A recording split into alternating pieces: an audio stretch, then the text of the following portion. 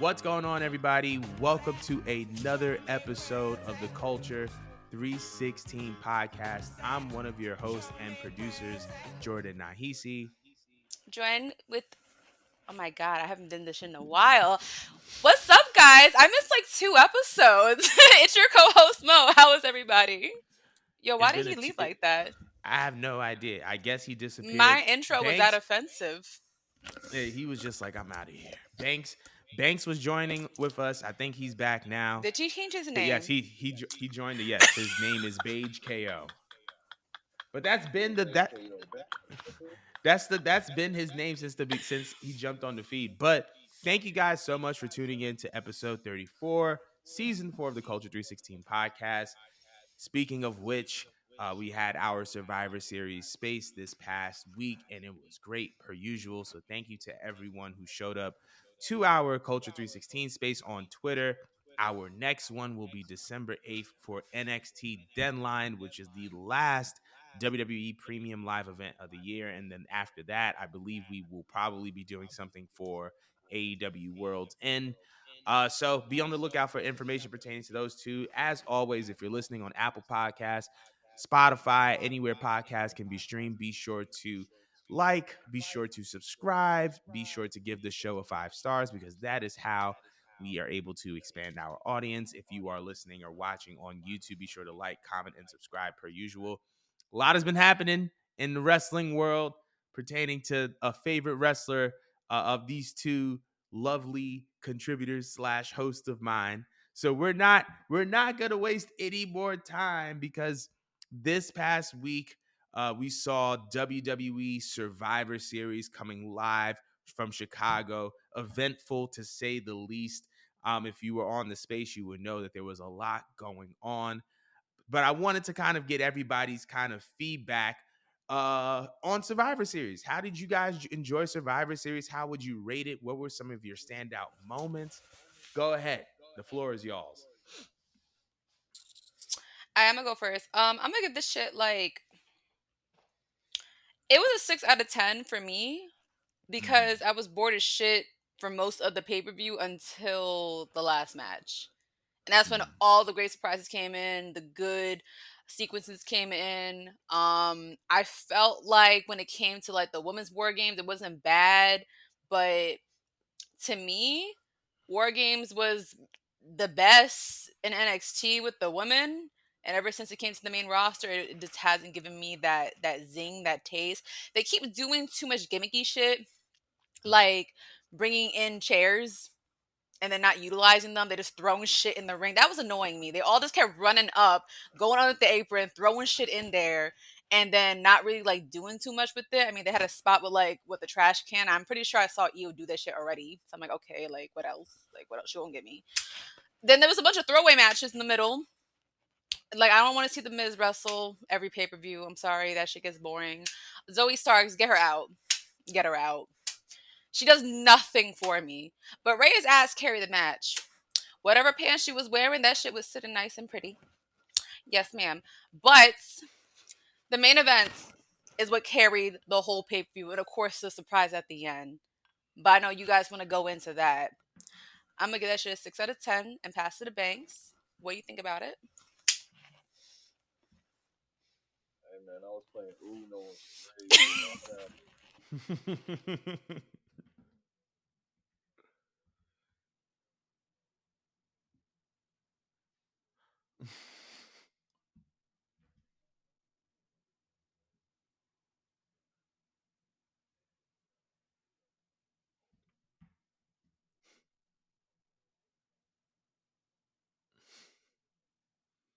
I'm weak.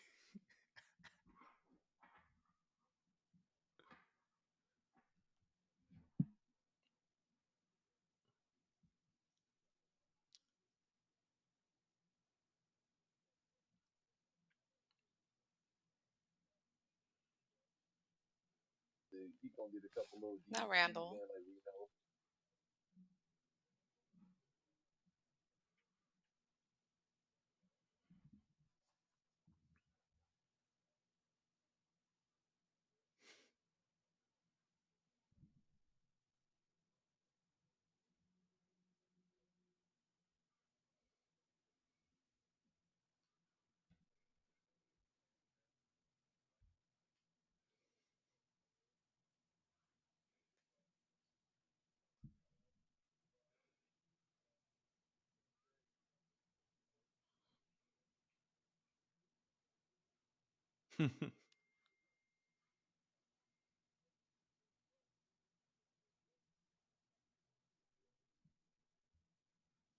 It is what it is. I guess. Ooh, Mike. I guess it's my turn. Um, I would give Survivor Series actually a solid 8. I didn't necessarily prefer the EO trash can spot. However, I liked the match. I think there were some good spots in there. And I also like the way that they booked the ending because I feel like there has been this growing tension between EO and Bailey. And I think that the ending of that match, I think, is going to point towards the eventual split between Bailey and the rest of Damage Control, right? Between Kyrie Sane coming back, Dakota kind of stepping into a role as a mouthpiece, which is something that Bailey was traditionally doing. Um, the writing seems to be on the wall that Bailey is going to be out of Damage Control, and that Damage Control is going to consist of probably Kyrie, Asuka, Io Sky, along with Dakota. And that's something I don't want to say is the best option, but I'm very interested to see how it looks because Dakota has been someone who WWE has been kind of teasing and trying to promote and push ever since NXT, but it always seemed like an injury kind of got in the way. So I'm very, very interested to see how she's going to be as a mouthpiece. Um, so there's that. The Gunter Miz match was cool. Rhea Zoe was cool. Um, but obviously, I think the main event was definitely um the most eventful part of the show without having to say too much about it. I will say though, I think that because of what happened after the match, people aren't talking about how perfectly executed Randy's return was. I don't think we've seen a return as well executed. They kept him in the back. He did not join his team. Um, there was even a Money in the Bank cash in tease, which is something that kind of has been teased here and there all throughout the course of Damien having that briefcase. So the fact that Ray was able to run down, almost give the briefcase over, and then we were able to see her reaction, I think perfectly led into Randy's return. And Randy was, I don't know what Randy was doing in them 18 months, but bro look cut. Bro looks way bigger now than he did when I need the blood.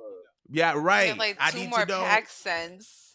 bro. I'm like, who is this man? He looked like Brock. He looked like tan Brock. I'm like, this isn't Randy. This ain't Randy. But I think him coming into the match when he did, um, it was fairly quick, fairly seamless, seemed to be pretty safe. You know what I mean? Like by the time he came into the match, I think the majority of the damage had been done, and it was just a matter of him having to pick up the pieces, do a nice little cute RKO from the top, and then the 1, 2, 3. But I also think that another thing that doesn't isn't talked about within that Survivor Series team is we saw the full display of the faces of Raw. Like I don't think that the babyface division or the babyface picture has been so strong, right? Between Seth, Cody, Jay, I'm missing a name, but between all those guys, I don't think that the babyface scene has been this strong in which we see five guys who we can, legitimately see as main eventers, as world champions, and they all resonate with the audience in their own kind of special way. So I think that, the main event was just a great display of the baby faces of Raw, great return for Randy, and then obviously that music at the end. Um, I'm not gonna get too much into that because that's gonna be the next segment, but I literally, just, I just have a Go ahead. comment on though on two things. Okay, you mentioned Bailey way earlier. I understand what they're doing with the story, but my issue is that Bailey's booking has been shit. Like she's been taking L's and Mm, racking up L's for many, many months, and they would never do that to any of the other four horsewomen. So mm-hmm. to me, that just bothers me because just like I understand like she wants to put other people over, and you could. I feel like you could complete two tasks at once. I feel like you could make someone look good and then put over other stars, and it's just like why does she have to get stuck with the angle of having to take a bunch of L's back to back to back to back to back to put other people over and establish them? So that's one thing that irritated me about like the women's finish, but the ending with Randy, yes, we covered he looks fucking great. One thing that I really loved, yes, he kept it safe, but it was more like he was like giving out cues almost. Mm, Like he was giving out cues of what they're gonna plot later on. And I like the fact that on commentary they were referencing a few things. Like as soon as like, him and Cody had that little connection and they tagged with each other for that one move, they brought up Legacy. So now that yeah. obviously like puts like a plot there, like a little seed right there to where they could do anything with Randy, you know? Mm-hmm. You don't know what they're gonna do with Cody in between then and now, but we all been like entertain the idea of bringing Legacy back. Obviously, without Right. Ted, uh, was it Ted Teddy DiBiase DiBiase? Jr. Yeah. Yeah, it was Yes, DiBiase Jr. yes, Yeah. yes. They could put someone else and still do that because Randy is a leader at the end of the day, But he did come back as a babyface. He could do Mm-hmm. something with Cody and be the reason why we get heel Cody finally. We all been waiting for a heel Cody. So That's that's very, what very my true. brain was thinking. Those were the gears that was going through my head as soon as I saw that. I felt like they were planting little itty bitty seeds while also establishing his return. But as far as Punk goes, I know we're gonna get to the next topic. I just thought like the staggering of that is what saved the whole entire show because the whole thing was a snooze fest. If I would have paid for my ticket, I would have been pissed.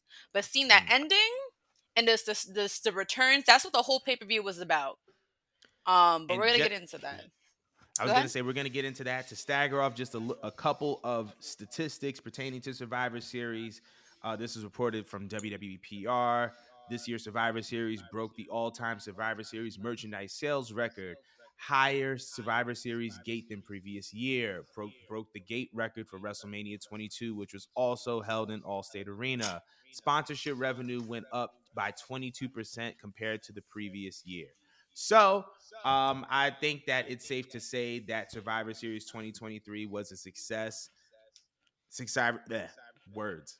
But we want to hear what you guys have to think about Survivor Series 2023. Without further ado, though, we're going to get into the real thing, which is that at the end of Survivor Series 2023, the impossible happened. The biggest never say never moment easily in WWE history occurred because as the main event came to a close, as the logo popped up on the screen, Cult of Personality hits, and after 10 long years, CM Punk walked down a WWE aisle and has officially returned to WWE. Just to kind of continue on the stats thing before we get into it, it was reported that CM Punk's return was the most successful social media post in WWE history, highest view count of any WWE video, and he broke the record in under 60 hours. So that includes Logan Paul, that includes Bad Bunny, includes a whole different slew of other things, and that also means that CM Punk is now responsible for the most successful social media post in WWE and the most successful social media post in AEW. So without further ado, Punk is in WWE. How do we feel about this? I'm just imagining Tony Khan somewhere just locked away at a crack house with a mountain of coke. Shaking, nervous, having panic attacks. Like he is shitting bricks now. Just because you lost two of your biggest stars. You lost Jade, and they haven't done nothing with Jade yet, and that's another trigger they're waiting to pull. But Mm-hmm. you just also got Punk. Punk is who established your brand. Like your brand wasn't shit. People was clowning on it and saying that it was like an indie show, a glorified indie show. Then Punk came in, people started paying attention. You might have stole a few WWE people away, and now it's just like You lost that person, and don't get me wrong, they got some great people over there in AEW, but you needed that star power. Y'all brought Edge over, and the ratings actually dropped. And this is coming from an Edge stand. I love me some Edge. Ain't shit happen with the ratings. None of the Yo, why are you leaning towards the camera, Banks? Back up. Back up. You know what I want to say, bro? What? What? You know how I feel about your man. Yeah. We're gonna get into that later, but let me finish my point. All right, let me finish my point. Go ahead. All right, because y'all, you couldn't do it with Edge. You thought he was doing something with him, and unfortunately, with what he performed in WWE prior to going to AEW, it almost depreciated him. Like it almost just lowered his value going over there, and it's just like it's not doing nothing for you. It's showing in the ratings, it's showing in the seats, it's showing in the tickets. They're not down and out, but they doing bad right now. So honestly, I'm not a Punk fan, but business is business. I'm pretty sure Triple H is saying "fuck this guy" and all that, whatever. You know, they exchanging words or whatever. But at the end of the day, business is business. And I'm pretty sure Punk was used to coming from somewhere with structure. WWE got that structure, but he also knows that he went somewhere else and proved that he's a draw. That's what matters the most: putting asses in seats. So I don't like him, but it's not a bad move to take Punk or for Punk to take the job and come crawling back to a job that, yes, fired him on his wedding day. I understand it, but again, like if he still wants to be relevant in the wrestling business, which he is, this is a power move that helps both him and WWE. So, I still feel the way I feel about him. I still think he's a bitch. I still don't think that he changed. I'm sorry that I'm swearing, but You I got feel the way that I feel. I really believe the reason why he stayed away from him on the press conference was definitely because there is probably tension. There probably is exchange of words. He probably already knows that Punk likes to run his mouth, and he's like, yo, you're not about to pull another media scrum on my watch, on my territory. All right, they let you do that clownery, that buffoonery over there. All right, like we're not doing that here. We're not. We're not. That being said, am I happy that he's back? I'm happy for what it does for the company. I'm not happy for him personally. It's fuck him every day over here. But I'm interested to see what they do now because there's a lot of feuds you could do with Punk. Especially we got Randy back, and again we got Jade. They're in trouble. Is all I gotta say. But I'm interested, and I feel like WrestleMania is going to be juicy. But I'm gonna pass it over to Banks. What do you think about it? CM Punk is the greatest white hope since Eminem. You got CM Punk Why? who made big. Go ahead. You already know I'm putting over my time. Why? Eminem, go ahead. I like Eminem. Why do you have to do this to me? Because they the great white hope. Larry Bird, Tony Hawk, Eminem, CM Punk, in that order. I don't want him in the same category. You could try somebody else. Pick somebody else. Look, but what you gotta think about this man just got cashed out for basically going AWOL in the company. They said he probably made $7-9 million from Hmm. AEW. I that's feel like this has been a nuts. plot for years. I feel like there's been a build up for years. He made $7-9 million. He talking about his arm hurt. He left. He talking about the Bucks of youth is corny, etc.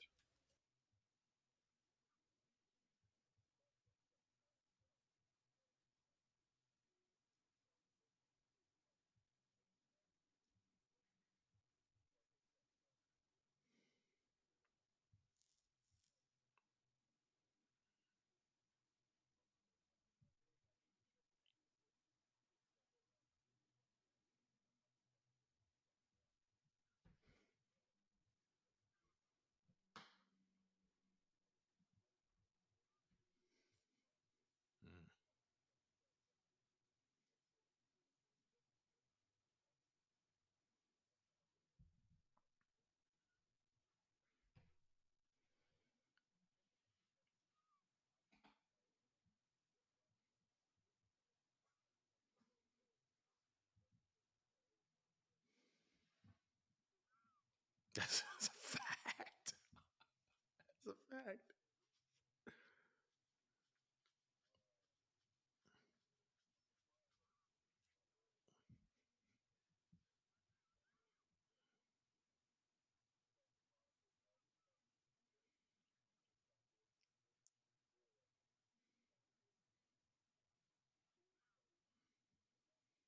Mm-hmm.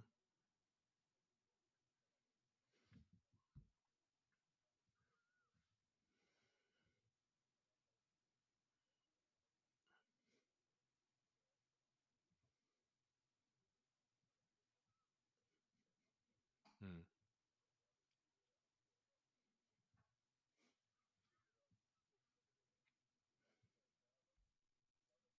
Klarna? Yeah. Better do them Not massage. They Klarna. figure it out. No. We spend that 300. Not to boast and brag. And I understand that we Great Depression, but you better figure it out. Mm-hmm. Work OT right now. It's a holiday. That's a fact. This is good money making season. I I work like I normally don't say that I'm gonna cook, but I've been waiting since the end of Survivor Series for this particular moment. So I'm gonna cook. When we talk about CM Punk in AEW, I like to compare it to Kevin Durant on the Brooklyn Nets. You have this guy who is known, who is established, who has already gotten his rings, who goes to an organization that may not be as established or as known or as rooted in the business as they would like to be. But yet, Punk, like KD, kind of reaped all of the benefits from being the guy who was a established draw in an organization that may have not been as prominent as its competitors, right? And so we look at what MJF we look at what CM Punk was able to accomplish in AEW. He came in automatic draw. United Center was able to sell it out off of a rumor, right? Then he goes on, has a once in a lifetime segment with MJF, has a great feud with him, right? Now he ends up getting injured. Obviously, the situation with him and the Elite happened, brawl out, suspension the first time. He comes back, he wins, he brings with the real world championship. He does essentially has Collision built around him. Then next thing you know, him and Jack Perry get into it, and then he's fired from there. And the minute that he's fired, it's automatic speculation, automatic rumors that him and WWE are in talks for him to sign there, for him to be there. Mind you, during the first suspension, Punk, and I kind of agree with Banks that this was always the plot because after suspension number one, where was he? He was backstage at Impact. He was backstage at WWE making amends, right? And now that he signed with WWE, one of the first rumors that came out was that Impact Wrestling offered him a cash offer, right? Offered him a big money offer, at least in the context of Impact. I don't know how much money that is. In the context of Impact, they offered him a big money contract. Now he goes to WWE.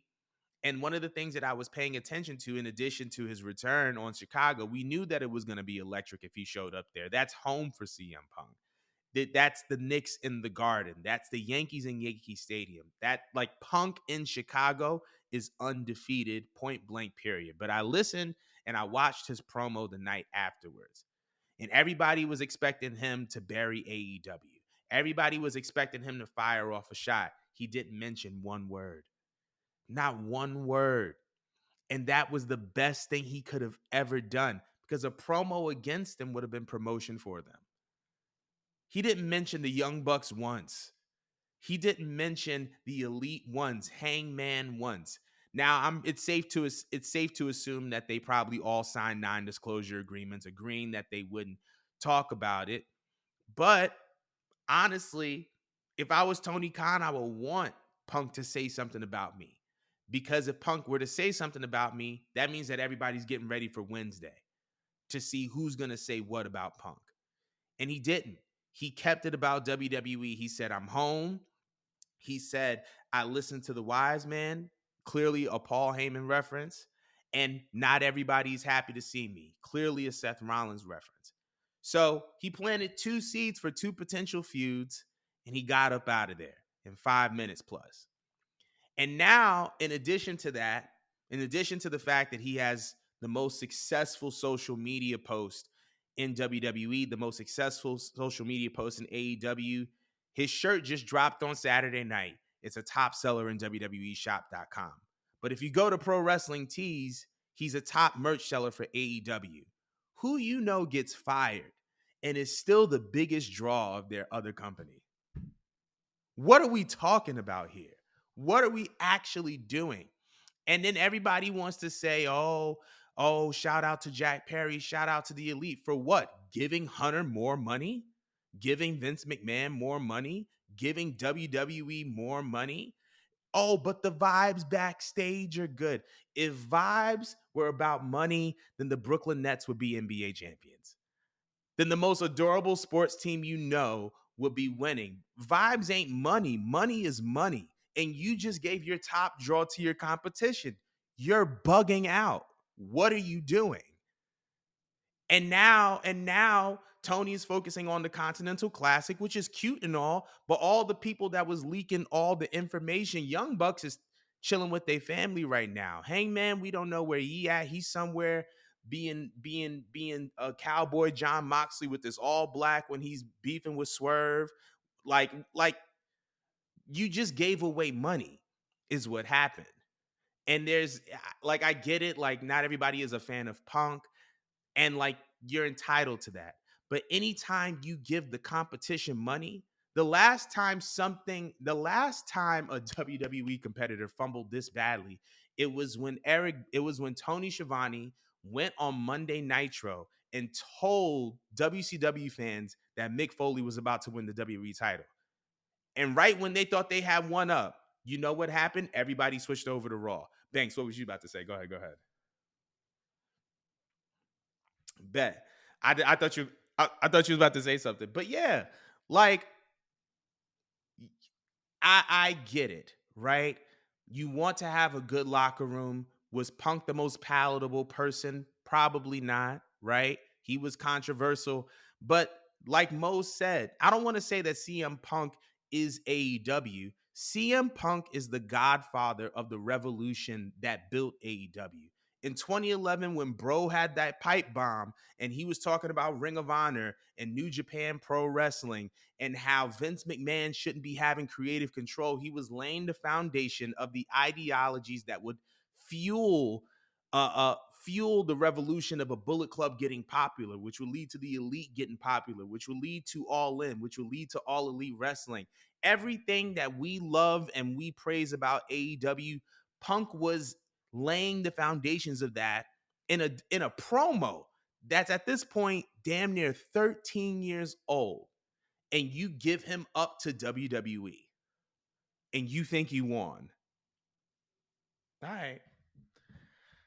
Pride is you know what? Pride to make you do some stupid stuff. The ego will make you do stupid stuff. With Khan, I try to be a little soft on him, pause, because a lot of people like to gang up on dude, pause again. I think he's just, a product of fandom, being a marker, as people call it. And I Mhm. think the problem is with him is he's too invested emotionally into the business when he doesn't understand it's just a business. And that's fine to be a fan of any business that you're in because you got to have any type of passion, excuse me. But he doesn't know how to separate the two. Mm. And again, I feel bad for him. I do feel bad for him. Like the dude, I keep forgetting he's older than me, but I feel like he's like a kid. No disrespect to him because he's a grown man, but he's mindset of a kid. So I feel bad for him.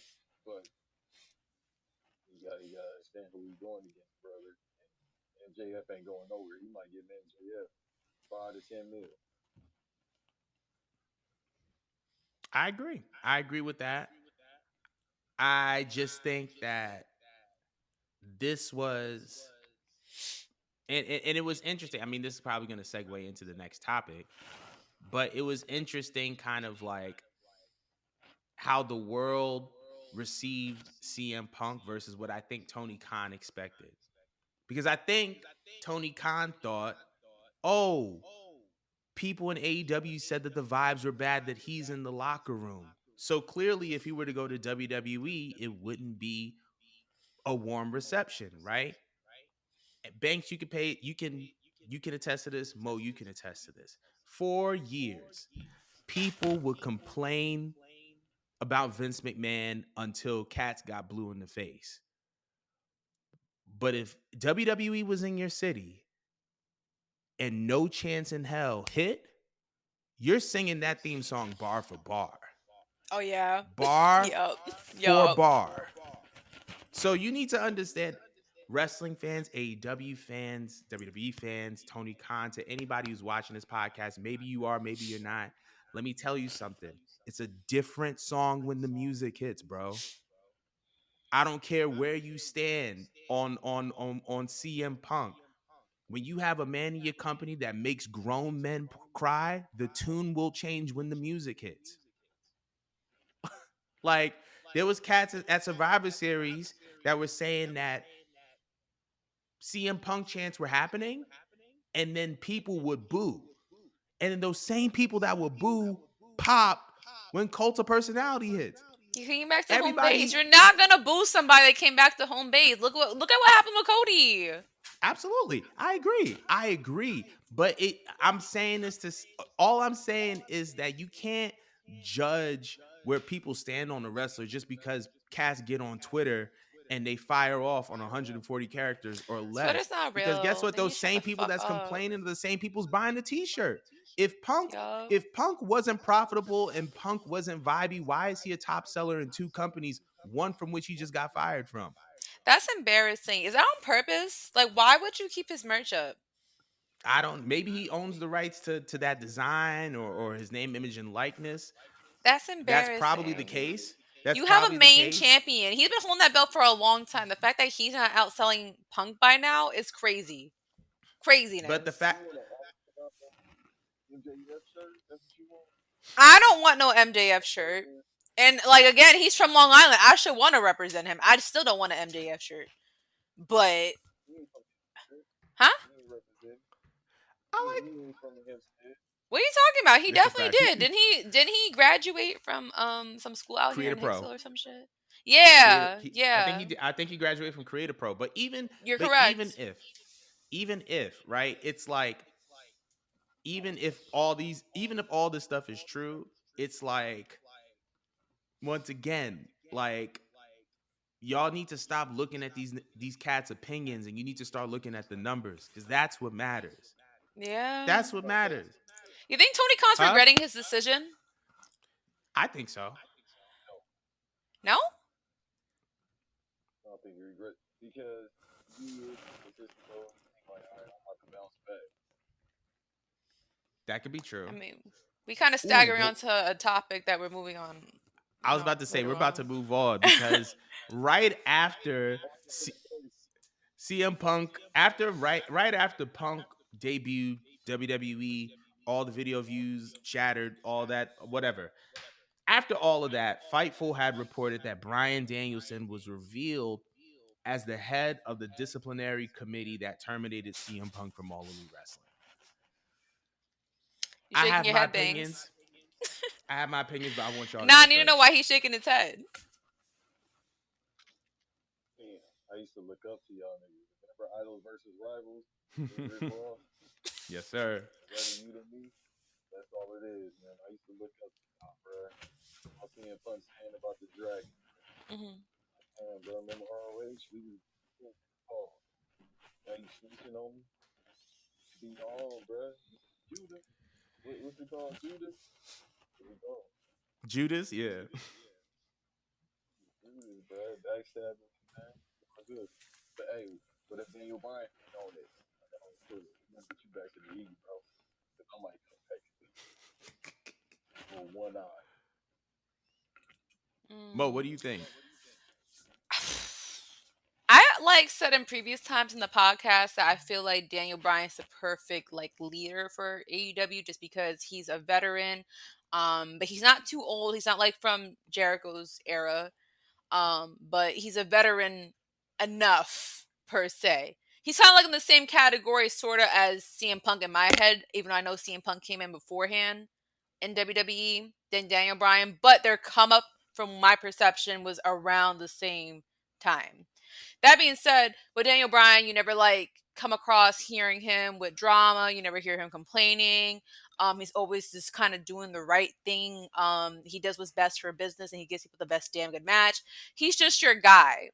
So I part of me doesn't want to believe it, but it makes logical sense that he would do this just because he's very logical. He's Mm. the logical based man at all times.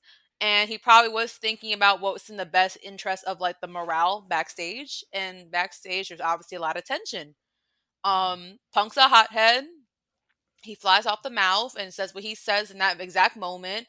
And allegedly, it got to a point where he got somewhat physical with Tony, whether it was just a shove. Um, Daniel probably thought, all right, well, if that's where we're at right now, and he feels like it's getting to this point where he wants to be physical back, even though it's technically not his fault because Jack Perry did start it, and the Elite technically did start it physically. He's probably just like, all right, Punk is too reactive, and not everyone's mixing well with him. Let's just try to move forward with the company without him. We got other good stars that we could probably try to put in his seat. I don't think it's the best business decision, but if you're looking from a morale standpoint, I could totally see Daniel Bryan doing that because Daniel Bryan doesn't strike me as a scumbag. Unfortunately, when it comes to the wrestling business, you do have to think a little bit selfishly and like a scumbag. You do. You Mm. know, you're going to have to make some people unhappy to do what's best for business. And sometimes that takes taking somebody that everyone hates and putting them in the driver's seat because that person knows how to put asses in seats, sorry, plural. And that is Punk. That is Punk.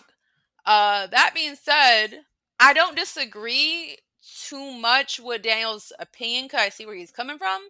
But from a business standpoint, Punk is all they had. But that's Tony's fault, and I blame nobody but Tony because he didn't establish other people as hard as he did CM Punk. Maybe MJF, but he didn't really he put all his eggs in one basket, and that's where you fuck up as a businessman. So this is a learning experience for him.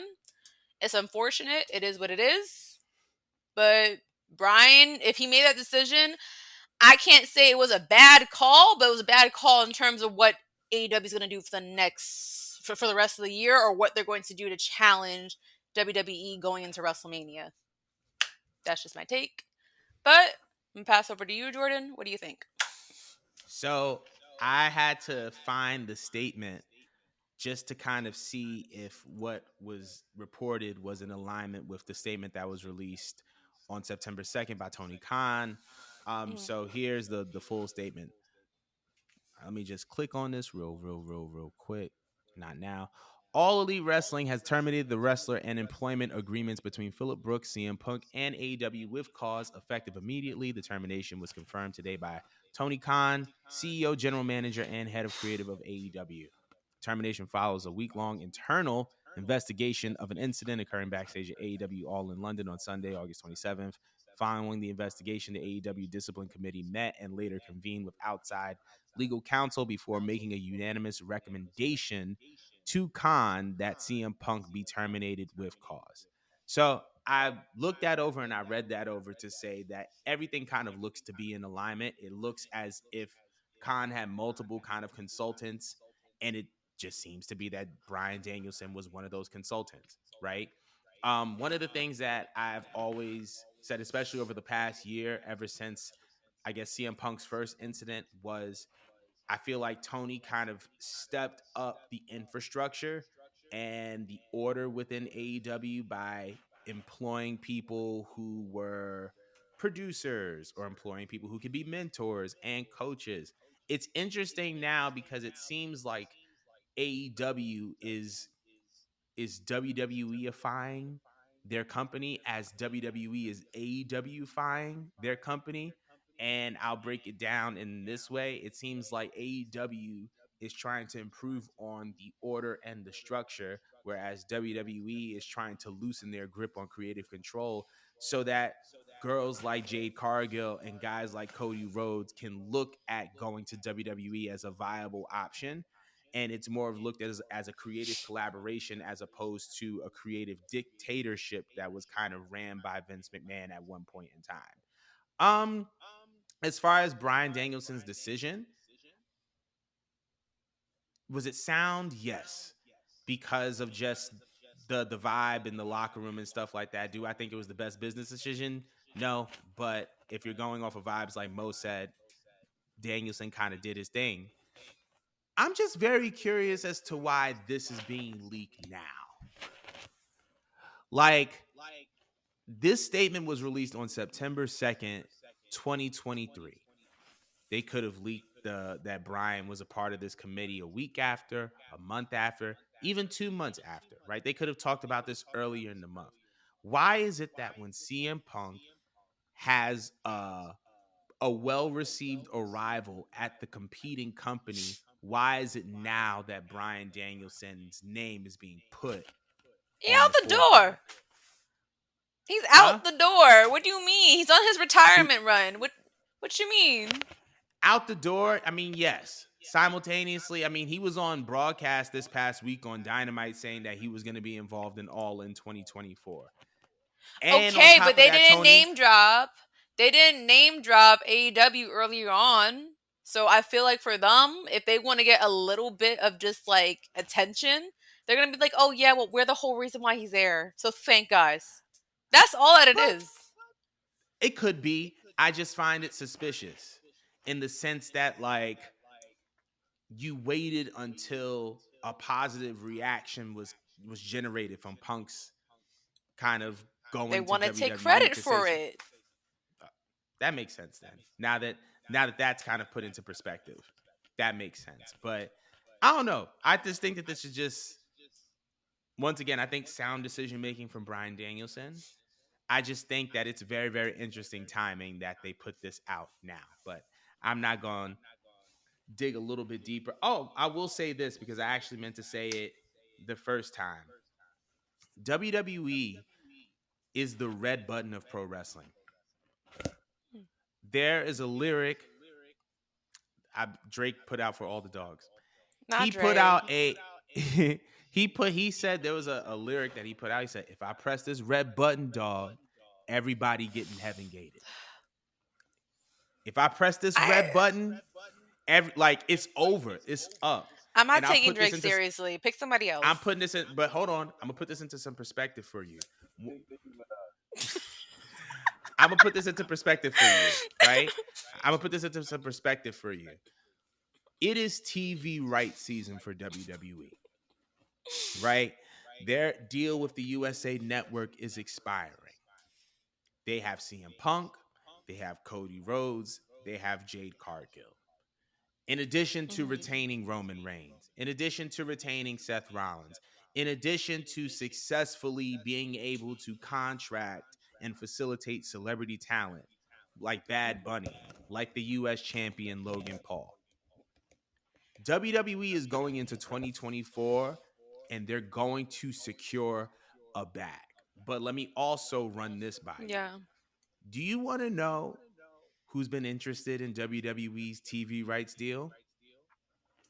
Warner Brothers Discovery, Mm. the same network that hosts AEW, the same network that Tony is leaning on for funding, for partnerships, for this multi-year, multi-platform deal.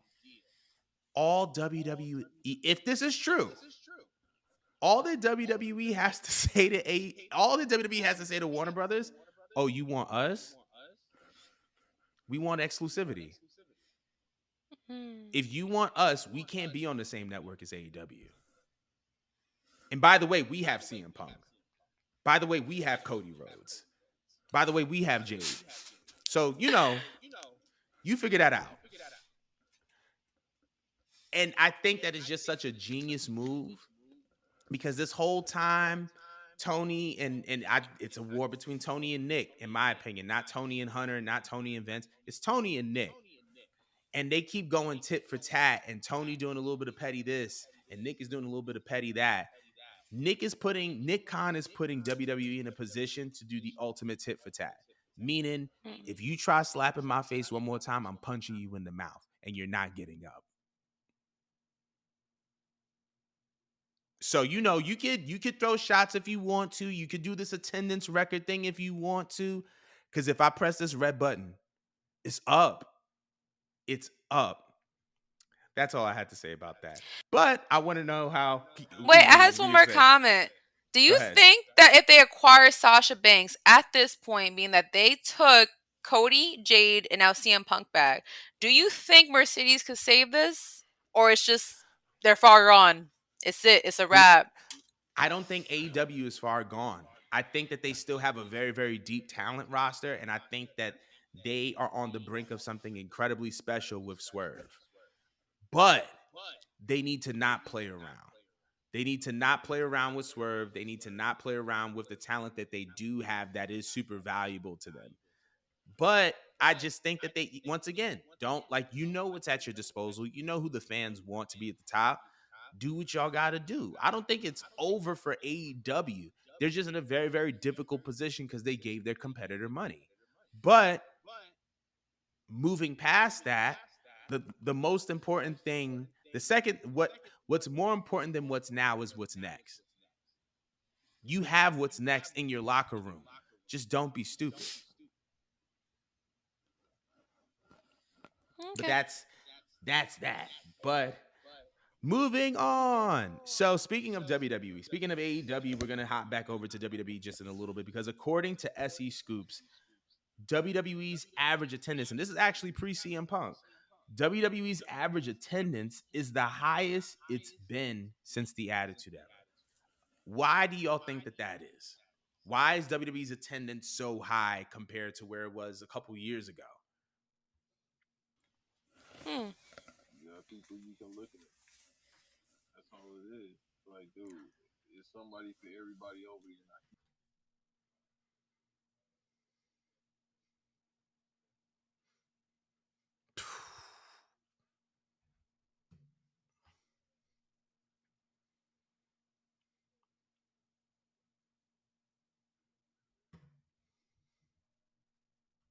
As far as the age demographic as well, something for everybody. That's really it. You got good storytelling, and I mean, when you got a dude, I call him, PTO chief, but I like him. I'm a Roman Reigns mark, but he is PTO chief. That's a fact. 8 million sitting at the crib is not bad, but when you got somebody like that, people want to see of all ages and demographics. Bianca Belair, and then now with Damage Control, it's just that's why it's just like, all right, we got to go see this in person. Yeah. Mo, what do you think? Um, I agree with that. I feel like for me as a viewer when I watch AEW, there's only certain segments that I care about.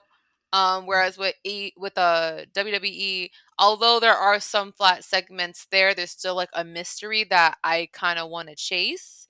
That makes me want to tune into what they got going on. And I do agree with Banks's point about how there is a lot to, reflect and see like who you could relate to and stuff like that, but I feel like they just got more over there in WWE where it's just like, all right, I need to chase the story to see what they're going to unravel here because they got a seed here, they got a seed here, they got a seed here. I need to know what they're going to eventually do, and it's more, it's building. So for me personally, I it could be just a natural business dip with AEW where people just flocking over there to see what's going on and what's hot. But I really think that who they've been signing has a lot to do with it and the mystery of like it's up in the air on who's going where. So I want to say that. I mean, not for nothing. They've been teasing Punk for a minute.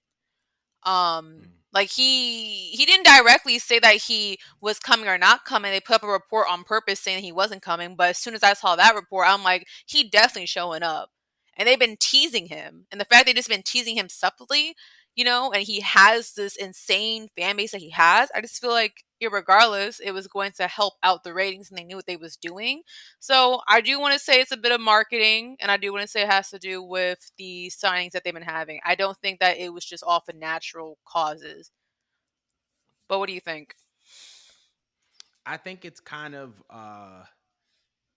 what Banks said, and I'll piggyback off of what he said. I mean, it's we in wrestling we don't talk about it as much, but I we don't talk about it as much in the current context. But sex still sells. Sex appeal sells, and people will attach more credibility to things that have a more, I should say, a bigger sex appeal attached to them. And by sex appeal, all I mean is just desirability, right? Got some desirable people that are on WWE television on the men's side and on the women's side. Like, obviously, we talked about Bianca Belair. Rhea Ripley is another one on the men's side. We have Roman Reigns, right? But we're not even talking about just the different aspects of the card. Obviously, you have Roman Reigns, you have Cody Rhodes, you have Jey Uso, you have Santos Escobar. Like, I be bringing Santos's name up to some women wrestling fans, and cats be melting. Like, these are good looking people. You know what I mean? Like, these are good looking people, well spoken, well dressed, and on top of that, they can go in the ring. So I feel like the sex appeal that WWE offers and the diversity of talent is definitely helping them as far as bringing in numbers. I also feel like the Bloodline storyline and that segueing into the Judgment Day being what it is a very very big part of the reason why attendance has jumped, especially within the past 18 months. If it's must see TV, it's must see in person. And I feel like anytime we've seen a Bloodline storyline segment with a major turning point, it's served as a moment or as a marker. And the only time that experience can be heightened in value beyond TV is if you were to see it in person. I think that when you create great storylines in wrestling, people are more inclined to see it in person. I'm more inclined to go to Madison Square Garden to see what happens because I already know there's going to be a match that happens. What's going to happen after it? What's going to happen before it? I want to be there for it. So when you create stories that are riveting, that have very, very clear markers and important moments, people are going to want to be there for it. In addition to the fact that there's just a sex appeal attached to it. But that's like just like my reasoning.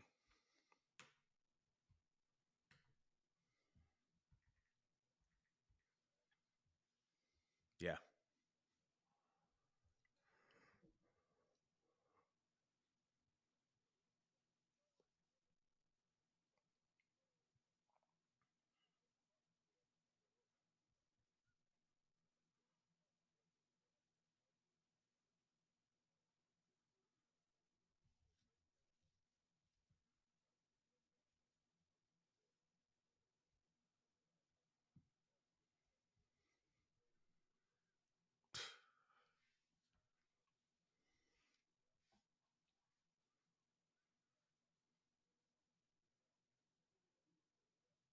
Yeah.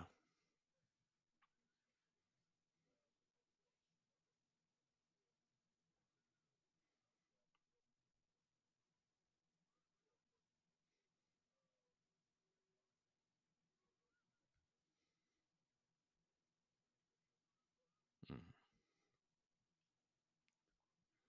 I heavily agree with that. But I want to know what everybody else feels about attendance in WWE being the highest it's been since the Attitude Era. But we're gonna move on. Paying back over to AEW, it was recently announced that All Elite Wrestling has signed Will Ospreay. As you know, he was rumored to be a free agent at the beginning of 2024, but New Japan allowed him to Um, sign his contract with AEW. Is this a game changer for AEW? Do you think that this does anything for the company? Will Ospreay being there?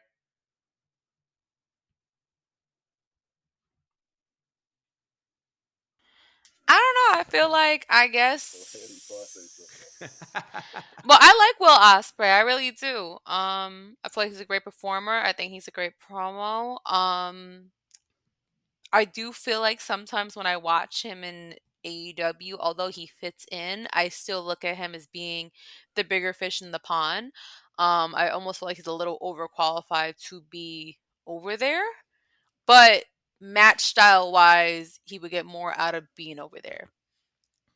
So I feel like in my head, I don't know why, I get like Seth Rollins vibes. I feel like he'll be AEW's Seth Rollins almost that you could build around. Um, and I do see there's some good feuds that you could get out of Will Ospreay.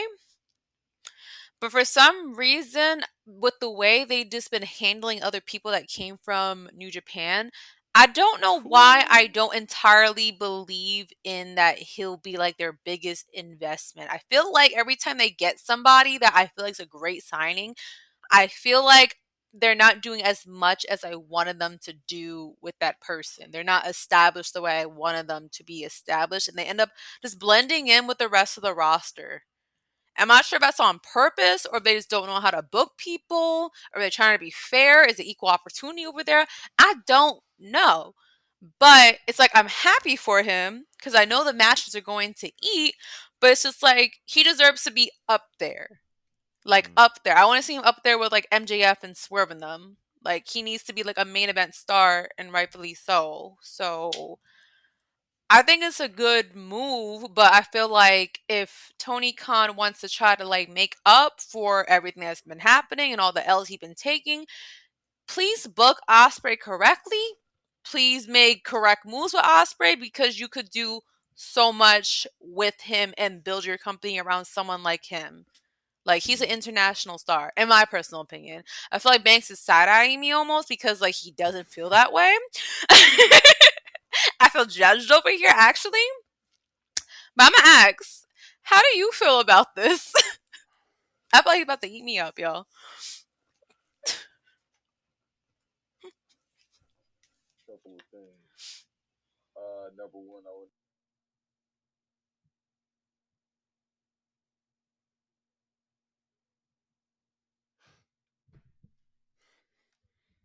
creator. Not the ocean spray. What is wrong with you? What, where do you get these names from?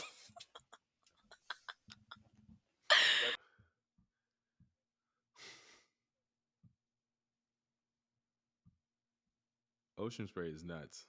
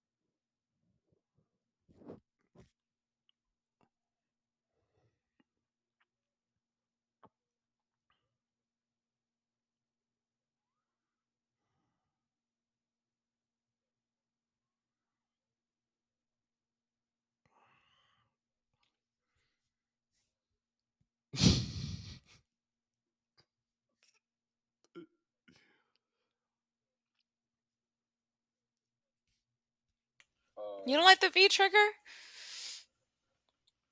Now when people don't know how to tuck their head, oh, Okay, that's fair.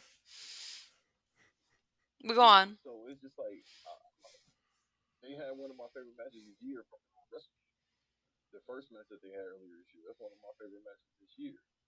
But it's just the point of, dudes, you just said you hurt. You see Kenny Omega been hurt, even though y'all beef still. So you about to go over here so you can do hip hop, hip hop. You could have went over there. You could have went to maybe did some Cochise type music. You feel me? Some Berkio. Y'all get me? You ain't got to do rippity rap. You could have went over there and did some mumble rap. Now you want to go over here and do hip hop, and get yourself hurt, and then probably not get shown that. Mm. So that's on you, bro. Like if you ever hear this, I don't know what language you speak. I don't even know what language. I don't know how to translate it in Australia. Whatever you say. Not. Not Australian, Blimey. Get on the bro. bro.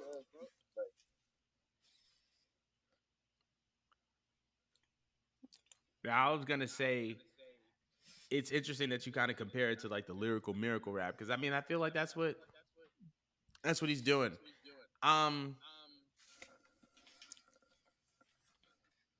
I feel like Will Osprey, like you said, is a great pro wrestler. He's a great worker. Um, I also feel like Will got the best deal because I feel like this gives him more flexibility. He can do his full time AEW thing. He said that he wanted to do stuff in TNA. Obviously, this deal will allow him to do so. I'm pretty sure he's going to want to do Rev Pro stuff and some New Japan stuff. This will probably allow him to do that. But I'm eager to see how Banks said how this translates over to an American audience. More specifically, is he able to successfully brand himself and is he able to position himself so that he can be a legit superstar, meaning he sells out arenas, meaning he moves merch. We talked about it earlier with CM Punk. This man has the top t-shirts in two different companies.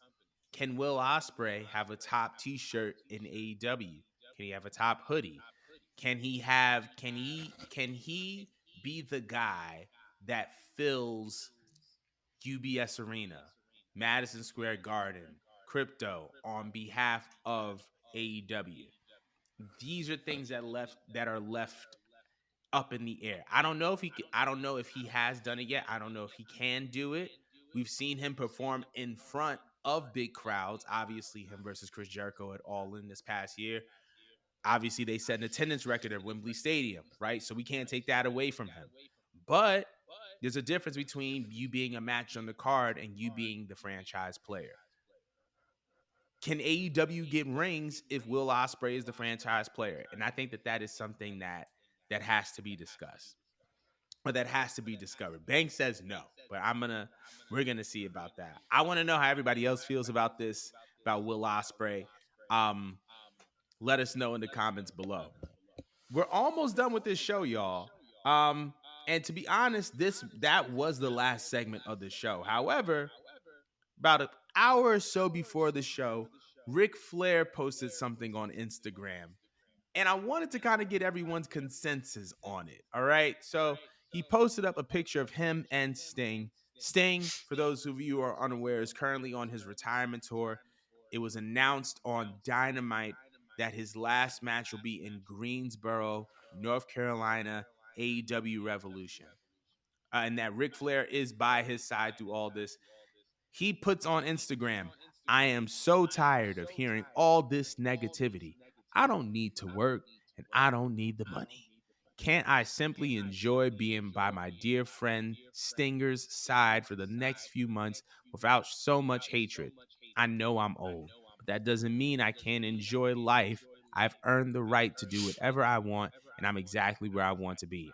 I appreciate everything, Tony Khan. I appreciate everything, Tony Khan, but I'm more than willing to walk away if I'm embarrassing you and your company. All I can say is that I'm sorry. We are getting a bunch of different comments from a bunch of different guys. Obviously, Steve Stone Cold was one of them. He says, "Rick, I enjoy watching you do all the things you do, and you're always having fun. Keep doing you, and that's the bottom line." We have Kevin Nash. Besides the fact that you've earned the right, you wouldn't be there if it wasn't drawing fans. You always bring a smile to my face. Uh, and there's a bunch of other wrestlers who have a bunch of other comments, but I wanted to know y'all opinion. Um, Considering that the role of Ric Flair is to be the manager of Stinger as he comes to the end of his career, should Ric Flair be in AEW or no? I guess I'll go first. My thing with Ric Flair is just that like he's not like cognitively there. And it almost gives off like he's going through, I can't even say a midlife crisis because he's like at the tail end of his life and we just don't know when, that bell's going to hit.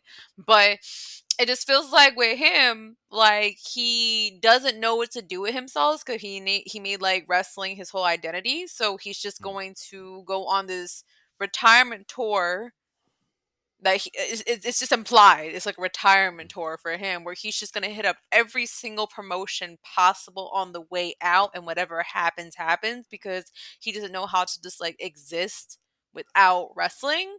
So Mm. it's cringe.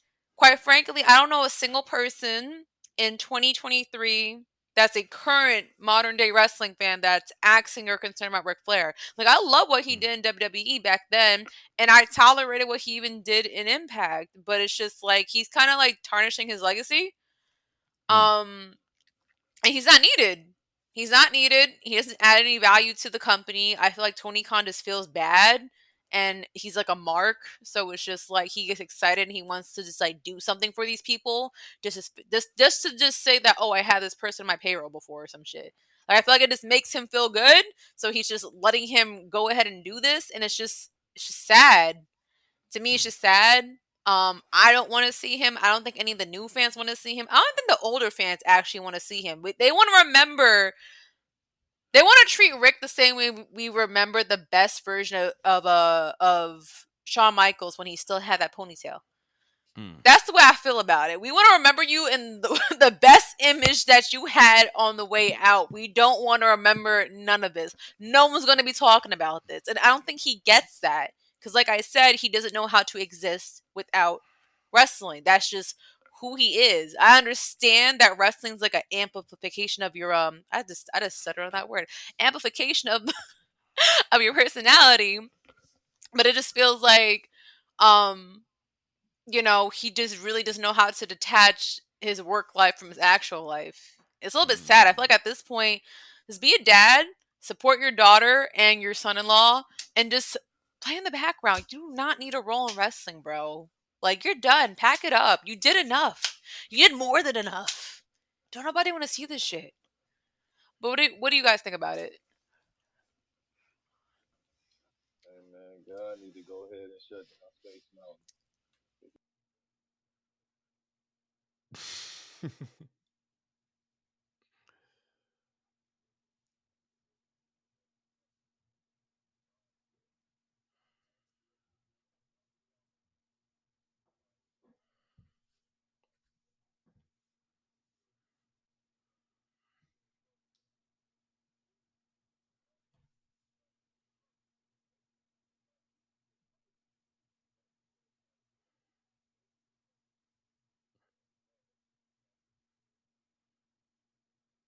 Yeah.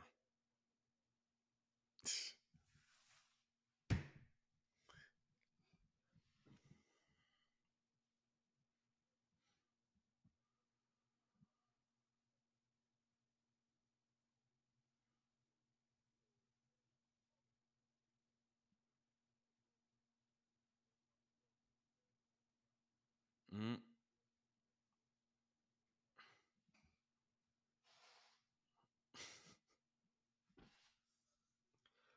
Ah.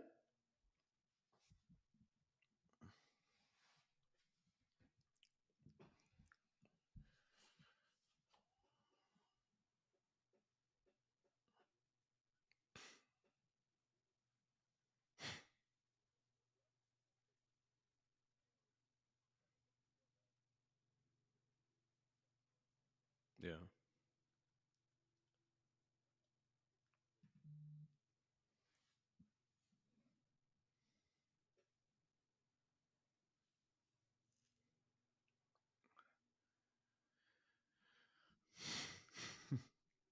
Nah, you good. I was gonna say I to kind of piggyback over what both of y'all was saying. I don't think it's a matter of Ric Flair embarrassing the company. I don't think it's a matter of Ric Flair embarrassing AEW as much as it is. We have gathered so much information about Ric Flair through all the retirement tours, all of the documentaries. We know how much wrestling, like Mo said, we know how much wrestling is a part of Rick's life. We also know that there is a pattern in which Rick can't seem to stay away from it. And so when you have a pattern that shows that you're not able to detach your personhood, from your profession, that there may be something deeper going on. I think anybody who's a wrestling fan understands how important Ric Flair is. 16-time world champion. Like, if we're being honest, this man has had like a 20-year retirement tour between Evolution and now. Like, he's at like the retirement tour has been fruitful already, right? Like, it's already been, it was fruitful 20 years ago. He's done so much for the business that he could have stopped 20 years ago and he could have been completely fine. But I think that we're in much deeper waters now. And then on top of that, obviously over the past at least 2 to 3 years, we've seen him have a heart attack. We've seen how his health problems have come to the surface. And I think that it's not as much about embarrassment as much as it is legitimate concern. Like, bro, is you good? Like, are you healthy? Are you taking care of yourself? I get it. Like, you love wrestling and you want to be a part of X, Y, and Z, but like you have more days, behind you than you do ahead of you. And because of that, it's so important to just slow down, put that health into perspective, understand that you're not the man that you once were, and that it's okay. But I think that wrestling as a whole isn't trying to say that Ric Flair is embarrassing, but it is a legit concern. It's like you seeing a family member that's unwell and he shows up or she shows up at Thanksgiving dinner with the family and he's acting all belligerent and all out of control and all crazy. And it's like, oh my God, like, this is going to be a lot to deal with. But more than that, are you okay? Like, are you good? Are you healthy, bro? And I think that that's kind of the way the wrestling community sees Ric Flair. So I don't think it's a matter of embarrassment. And if this is what Sting wants on the way out, I feel like Sting is one of those guys who has been the utmost professional. You don't really hear a lot of bad things about Sting. If he wants Flair one more time, go ahead. But I think this is more so about making sure that Rick is healthy, considering all that we know about Ric Flair. But that's pretty much like the biggest concerns. But let us know how you feel about Ric Flair in the comments. Should he be in AEW or not? And that concludes our show for the week. Thank y'all so much for tuning in once again. Once again, next 316 Space NXT deadline, December 8th. We'll see y'all there, but we'll see y'all next week before we get into deadline. So thanks for tuning in once again, and we'll see you next week. Woo!